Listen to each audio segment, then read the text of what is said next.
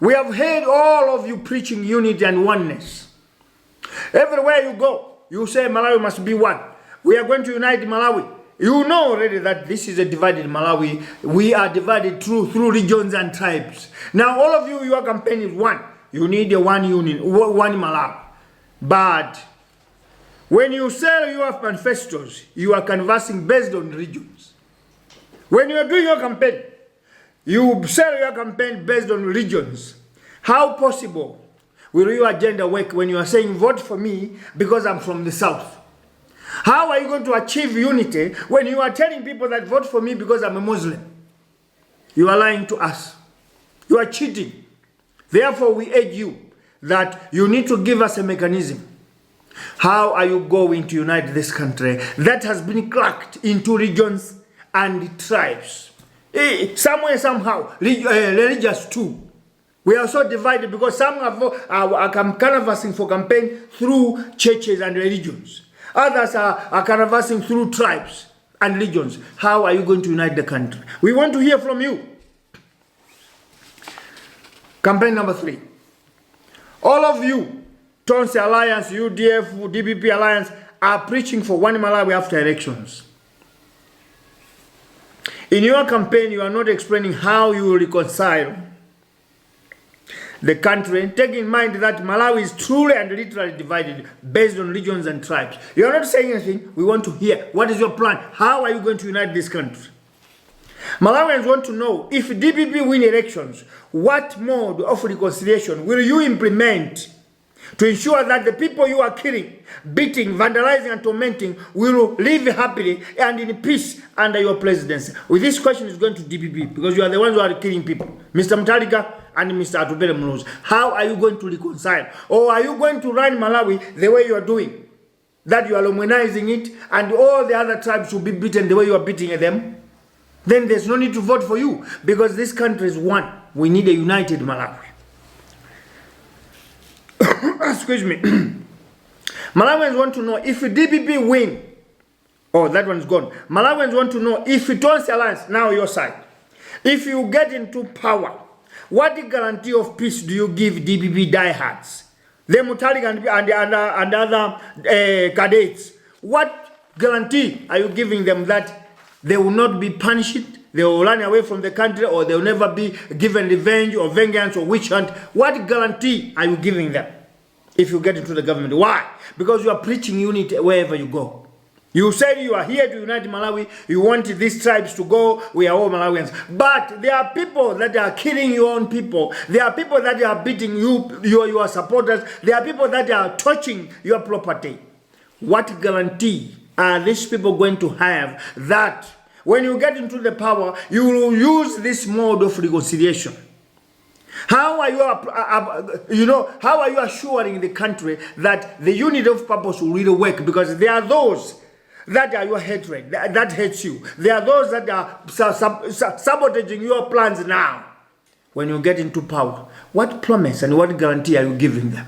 Muvi Wachilungamo want to be assured, so that we can assure them of their security, we can assure them of their peace. If it's broken law or whatever, it must be the law working.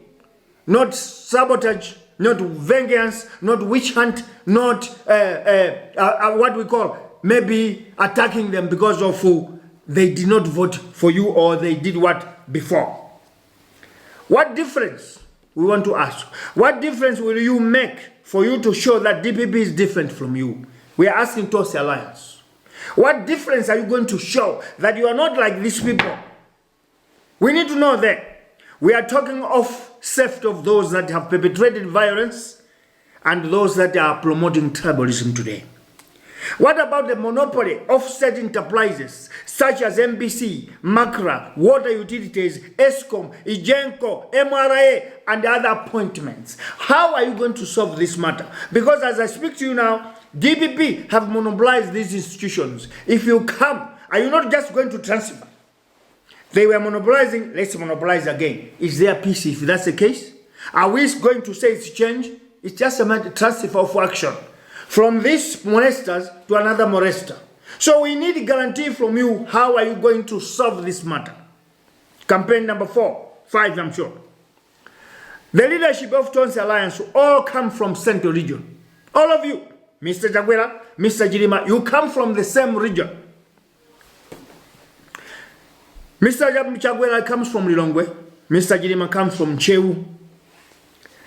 What assurance do you give Malawians from the north, from the south, particularly the Loma Belt, that you will not copy the Lomanization project that has been widely rejected by citizens? This is part of the assurance that you must go around and tell the people that when you get into power, you will do what? Because by now, there is anger, animosity among tribes. Today, the southern region, the Roma region, the northern region, they are afraid to vote for somebody who is not in their tribe because they are afraid that they will be punished. They will be molested. They will be abused. They will be sidelined or isolated. Now it's your duty now to go around and tell them what plan do you have in stock, that when you get into power, all this that the Malawians are worried of will be wiped out. They will be cared for as a government of nation, not of tribe, not of region. Because two of you are coming from one region. Remember that.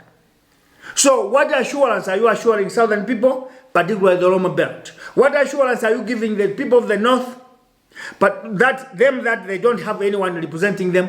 So you need to bring or devise a way that will assure Malawians that you are going to be a government that will delete all that has happened. You will seal the cracks of divisions. You will seal and wipe out and cement the division and regionalism together with religious lines.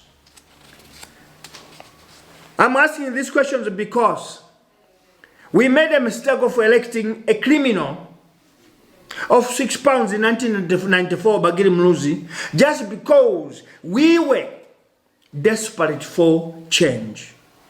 We had done enough with 31 years of one-party state, so we didn't need it at all. So though we didn't have anybody, we just went to a criminal, Mr. Mluzi, who had a criminal case of £6.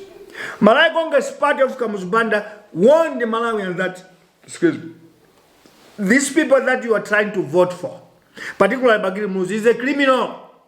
He's got a criminal case of £6. All of us thought that was a propaganda, political propaganda, because we said you used him as the Secretary General of MCP. He was a minister without portfolio in your government. Now why are you reminding us of £6? That was a very good argument. But after Bagiri Mluzi went into power in 1994, today he's answering a case of stealing 1.7 billion kwacha. One way or another, MCP and Kamuzbanda were telling the truth.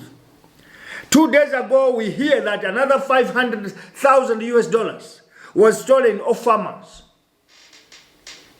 proving that what these people were saying by then of MCP was true. Because a criminal in 2020 will also be a criminal in 2025. A criminal in 1990 will still be a criminal later on. Now, we are asking this question because we want to know that you are all from one region. Are you not going to have this Malawi tradition and culture that we are now in power, we can empower our people alone? You cannot say, now we are in power, it's time to punish people of the south, to punish people of the north. Now we can safeguard our own interests in the central region. You need to assure Malawians, because they are going to give you their votes.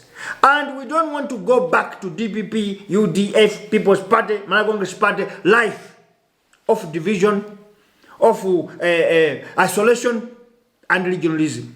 You need to assure us that when you are voted into power, you will unite this country, and you never give allegiance to your region alone. We need assurance on that.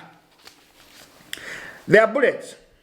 Ignoring this point is wrong, because today Malawi is crying and weeping because of the blind loyalty that we give. Because currently, everybody just want change. We don't want DPP at all. Everyone don't want DPP because of these mistakes I'm telling you today. So we may just want to go and vote for change, yet we are going back to repeat the same problem. Therefore, it's your duty now, as you are going around the country, to assure Malawians that despite that you are coming from same region, ruling this country, what change will you bring? How are you going to overhaul the badness of the West that have taken place 26 years ago? How are you going to correct that to make sure that Malawi is strongly one and united? Citizens campaign number 6. The utopian, this one now is from us, the philosophers. The utopian philosopher and Muvi Wachilungamo would like to question Malawi's foreign policy. We want to ask you, how is your foreign policy going to be like? Because this is another way where Malawi is deteriorating, going down, dilapidating, and moving backward because of foreign policy. Malawi adopted one China policy under Bingwa Mutharika, late. May his soul rest in peace. Before then, we had a policy of Taiwan, Taipei. After Bingwa Mutharika came, Malawi adopted one China policy. The question that we want to do is, in addition to that, we would like to know if in the past 26 years, Malawi participation in SADC and African region has yielded any positive results for the country. This is a very important question because today, other countries, citizens of countries that are in South Africa, they have given, at least we can say, better treatment. The countries of SADC region know that there is need to give special treatment to citizens of those countries, Zimbabwe, Zambia, Namibia, Botswana, Mozambique. They give them special treatment. Less Malawians, we are not. When we look at it as a utopian philosophy, we see that our country has ceased to participate fully in the protocols of SADC region,